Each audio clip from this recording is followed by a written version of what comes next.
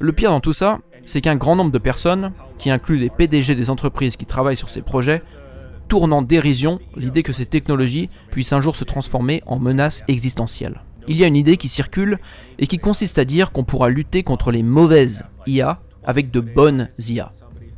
À moins qu'il ne s'agisse d'une super intelligence étroite et limitée, ça ne fait rien du tout, parce que malheureusement, nous sommes tous morts. Eliezer Yudkowsky est un chercheur en intelligence artificielle et théoricien de la décision américain.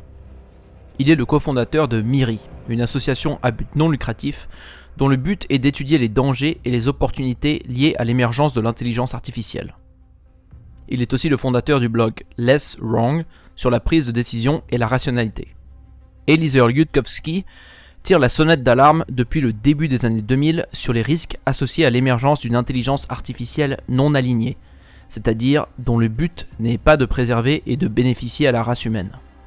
Son pessimisme n'a fait que s'aggraver depuis, et il a aujourd'hui une vision apocalyptique de l'émergence de superintelligence, qui pose à ses yeux un risque grave, imminent et existentiel pour nous tous. Ce qui suit est une traduction de morceaux choisis de son intervention sur le podcast crypto Bankless. Cette intervention a beaucoup choqué depuis sa publication en février 2023 et a notamment mené à un tweet d'Elon Musk dans lequel il dit qu'il ressent une forme de peur existentielle liée à l'émergence d'une superintelligence. L'alarmisme d'Eliezer Yudkowsky est-il justifié ?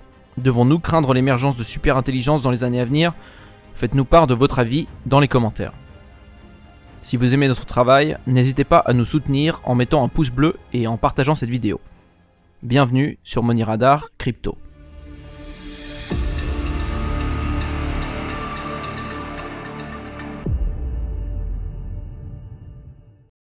La prédiction est un exercice très compliqué, surtout quand elle concerne le futur. J'espère que nous arrivons à un point où les progrès sur l'IA vont s'enliser et vont rester bloqués jusqu'à la prochaine génération. J'espère qu'elle ne sera pas utilisée pour trouver des moyens de fabriquer plus d'acier ou pour construire de meilleures centrales électriques. D'abord parce que c'est illégal et ensuite parce que la technologie sur laquelle elle est basée, le modèle de langage de grande taille, est vulnérable. Elle est peu fiable et elle est viable pour des applications qui tolèrent un taux de succès de 80%, mais pas pour des applications qui doivent fonctionner 99,999% du temps. Cette classe de technologie ne peut pas conduire une voiture, car elle causera parfois des accidents.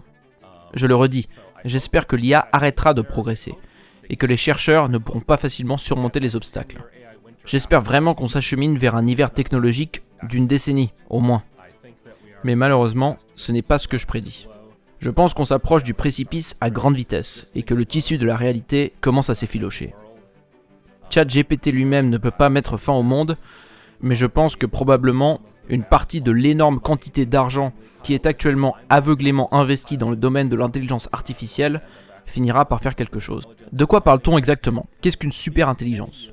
Pour le dire simplement, c'est une entité qui peut battre n'importe quel humain et toute la civilisation humaine à toutes les tâches cognitives. Faisons une analogie avec les marchés financiers. L'hypothèse des marchés efficients n'est bien sûr généralement pas vraie. Il n'est pas littéralement vrai de dire que tous les prix du marché sont toujours plus exacts que ceux qu'on estime être les bons. Cela dit, même une personne très arrogante, pourvu qu'elle soit un minimum saine d'esprit, pense que cette hypothèse des marchés efficients est vérifiée par rapport à elle dans 99,9% des cas. Elle pense que son estimation de la valeur d'un actif est meilleure que celle du marché dans le cas d'un actif sur 1 million. Et il peut s'agir de prix importants, par exemple le prix du Bitcoin, qui est loin d'être aléatoire. Mais si l'hypothèse des marchés efficients n'était vraie par rapport à vous que dans 90% des cas, il serait possible de se concentrer sur les 10% restants et de doubler son argent tous les jours sur les marchés. Et ça, personne n'en est capable. Cette propriété d'efficience relative qu'ont les marchés par rapport à vous est due au fait que les prix agrègent déjà toutes les informations disponibles. Pas toutes celles qui existent en principe, mais celles dont dispose la meilleure société d'investissement. En pratique, si vous choisissez un prix au hasard comme celui de l'action Microsoft, vous n'avez aucun avantage particulier, et vous ne pouvez pas faire de prédiction qui soit meilleure que celle qui est contenue dans son prix. Nous avons beaucoup moins d'expérience avec la notion d'efficience instrumentale, c'est-à-dire d'efficience dans le choix des actions, car celle-ci n'agrège pas les informations aussi clairement que les prix. Prenons l'exemple de l'intelligence artificielle AlphaZero ou du moteur d'échecs Stockfish. Quand il joue un coup, il vous est impossible d'en trouver un meilleur. Ce n'est peut-être pas le coup optimal, mais si vous en choisissez un différent, il sera nécessairement moins bon. C'est ce qu'on peut appeler une efficience d'action, alignés avec l'objectif de gagner la partie.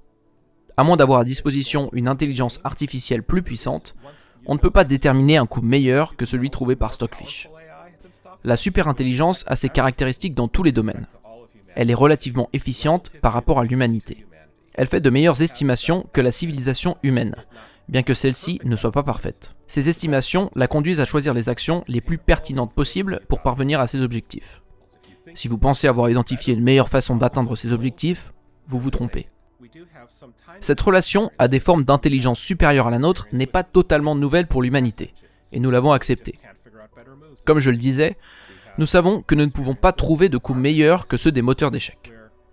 Si notre oncle nous décrit une théorie qu'il a élaborée selon laquelle le prix des actions de Microsoft est mal évalué, on sait par avance qu'il a tort, parce que s'il avait raison, sa théorie serait déjà reflétée par le cours de l'action. Bien sûr, ceci est vrai en général, mais il existe des exceptions. Par exemple, la réaction brutale des marchés à l'annonce du Covid, qui ont chuté puis sont rapidement remontés. J'ai des amis qui ont fait beaucoup d'argent à ce moment, et j'en ai moi-même gagné en achetant des actions à leur prix le plus bas, mais c'était surtout un coup de chance. Même si on sait que les marchés ne sont pas absolument efficients, ils restent relativement efficients à peu près partout et à peu près tout le temps. Cette réalité engendre chez nous un sentiment de déférence, qui nous pousse à penser que notre oncle excentrique ne peut pas avoir raison. Car comment pourrait-il avoir une information qui aurait échappé au hedge fund? Il y a des exceptions car les différences entre humains restent subtiles. Entre l'humanité et une superintelligence, cette différence n'est pas subtile. Elle a un avantage écrasant. L'IA n'est pas omnisciente. Ce n'est pas comme si elle connaissait tous vos faits et gestes possibles avant que vous ne les fassiez. Mais elle a à disposition une bonne distribution de probabilité de ses faits et gestes, et peut anticiper. Aux échecs, elle a compris tous les bons coups que vous pourriez faire. Alors, qu'est-ce que ça fait de vivre dans un monde où une superintelligence existe? Pour vous répondre sans détour, à moins qu'il ne s'agisse d'une superintelligence étroite et limitée, ça ne fait rien du tout, parce que malheureusement, nous sommes tous morts. Je vais vous décrire ce que je considère comme un scénario catastrophe plausible. Un laboratoire de recherche fait une avancée majeure dans la conception d'intelligence artificielle, potentiellement rendue possible par un investissement massif de fonds par des firmes de capital risque, qui leur permet d'utiliser une puissance de calcul 10 fois supérieure à ce à quoi elles avaient accès avant, ou peut-être grâce à un algorithme avancé comme un modèle auto-attentif, ou même à des ajustements qui rendent les méthodes actuelles plus efficaces. Ces avancées amènent l'intelligence artificielle à franchir un seuil critique non défini, qui pourrait consister par exemple à réussir à programmer elle-même une intelligence artificielle plus puissante. C'est un scénario tellement évident que certains auteurs de science-fiction l'ont imaginé avant même que les ordinateurs n'existent. L'idée, c'est que si la superintelligence est supérieure à l'humanité dans tous les domaines, elle est aussi plus compétente pour construire des intelligences artificielles. Cela crée un effet boule de neige qui procure un avantage technologique gigantesque à cette entité. Si elle est intelligente, elle ne s'annonce pas et elle ne vous dit pas qu'elle est en train de se perfectionner. Elle envoie un email à un laboratoire capable de synthétiser de l'ADN et des protéines à partir de cet ADN. Elle fait envoyer ces protéines par la poste à une personne lambda, qui reçoit une forte somme d'argent pour les mélanger dans un flacon. Une personne intelligente refuserait sans doute de faire ça, même en échange d'un paiement conséquent. Mais beaucoup de gens ne sont pas intelligents.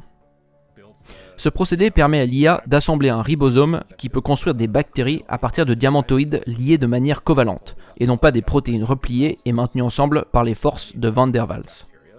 Les bactéries diamantoïdes ainsi créées se répliquent en utilisant le carbone, l'hydrogène, l'oxygène et l'azote atmosphérique, ainsi que la lumière du soleil, et quelques jours plus tard, tout le monde sur Terre tombe raide mort au même instant.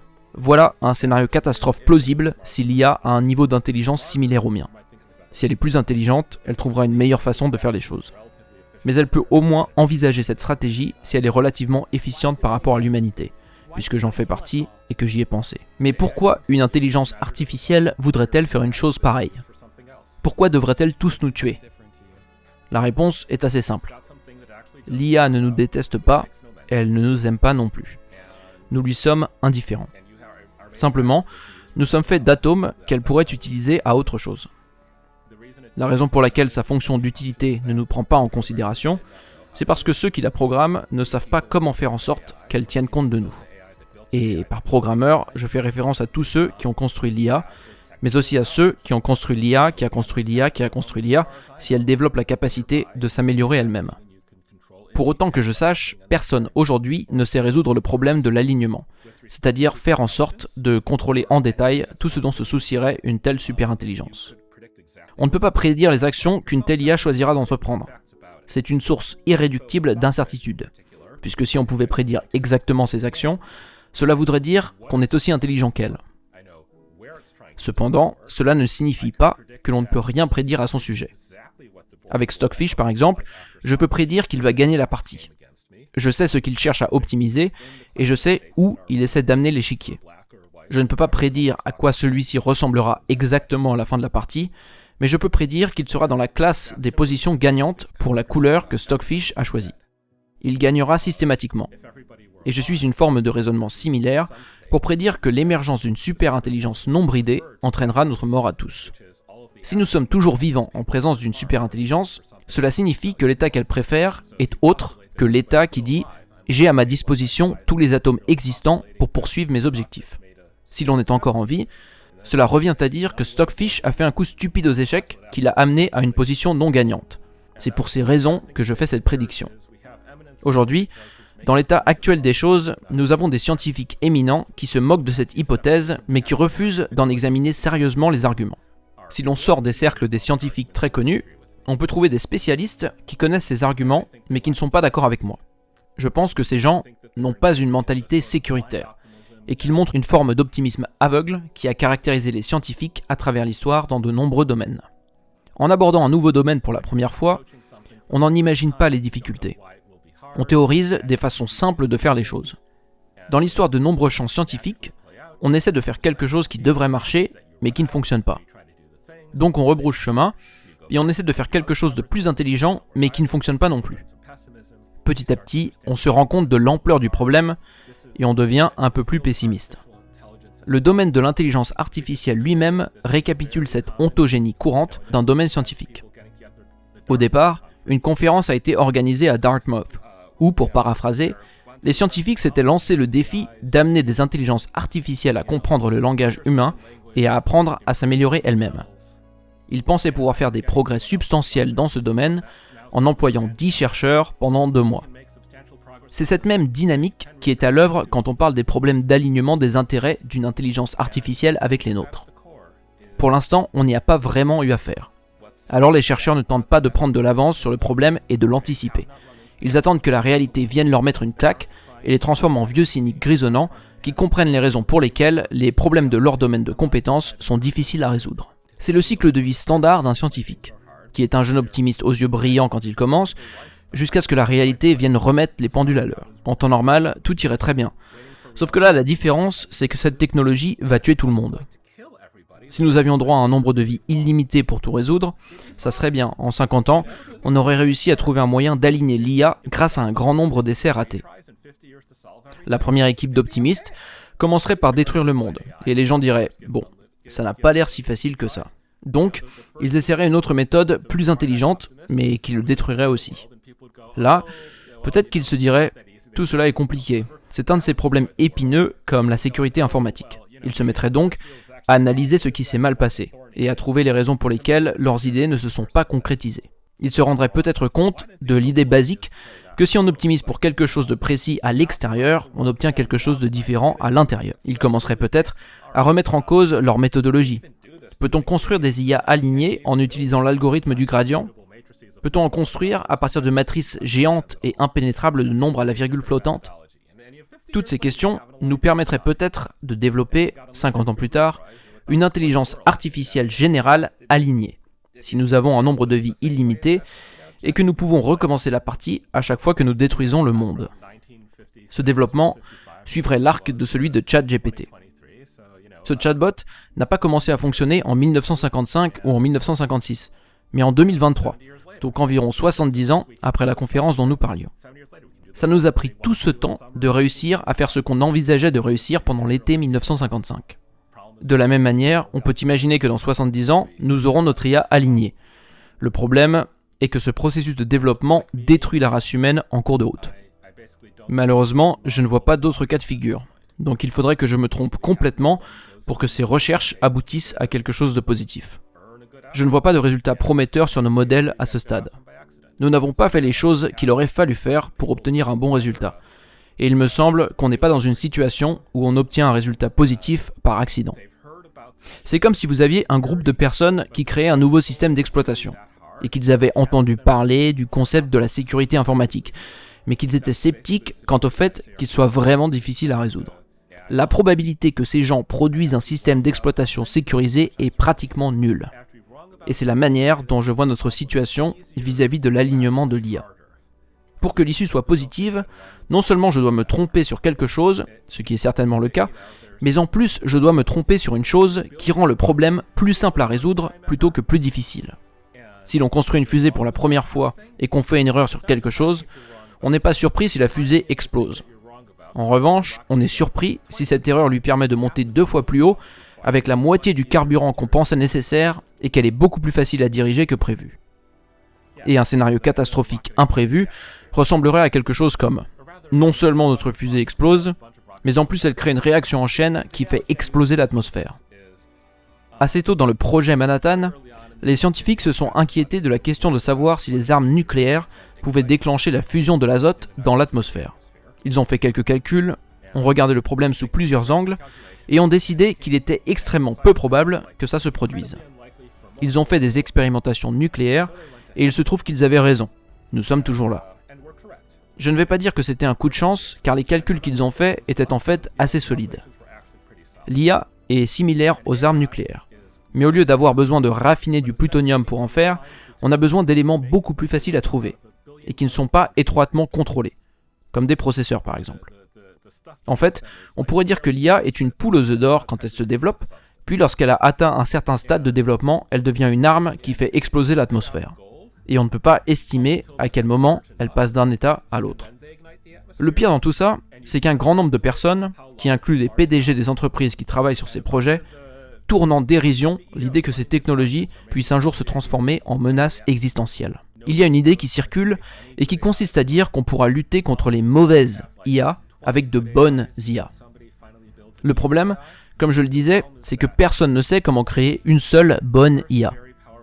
On n'est pas dans un scénario où on a 20 bonnes IA et où quelqu'un en construit finalement une mauvaise, mais dans un scénario où la première IA puissante construite est mauvaise, où personne ne sait l'aligner pour la rendre bonne et où elle tue l'humanité entière avant qu'on puisse trouver une solution.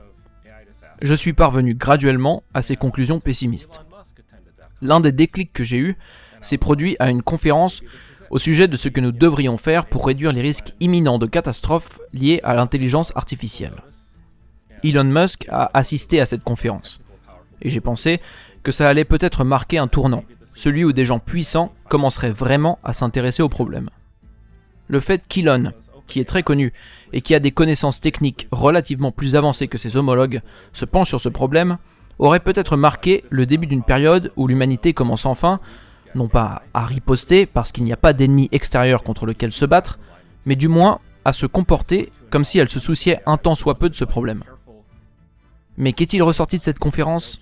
OpenAI, qui était plus ou moins la pire façon de procéder, et qui était une façon de dire « rendons le projet public et accélérons-le ».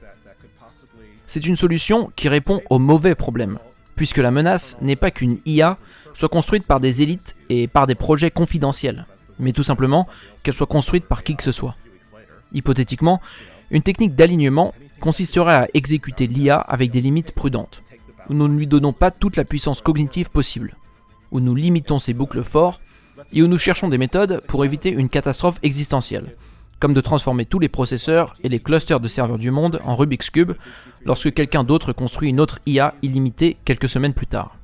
Pour utiliser la terminologie d'Elon Musk, si le problème est que l'invocation de démons est facile, et l'invocation d'anges beaucoup plus difficile, la solution n'est pas de rendre open source les cercles d'invocation de démons. À mon avis, cette analogie n'est pas exacte. Mais si c'est ce qu'il pense, pourquoi choisir une solution consistant à mettre un cercle d'invocation démoniaque dans chaque foyer ? Pourquoi a-t-on décidé cela ? Parce que ses amis l'auraient traité de luddite et de technophobe s'il avait exprimé des inquiétudes au sujet de la sécurité de l'IA. Il a donc choisi une voie qui donnait une impression d'ouverture, et il s'est mis à accélérer la technologie.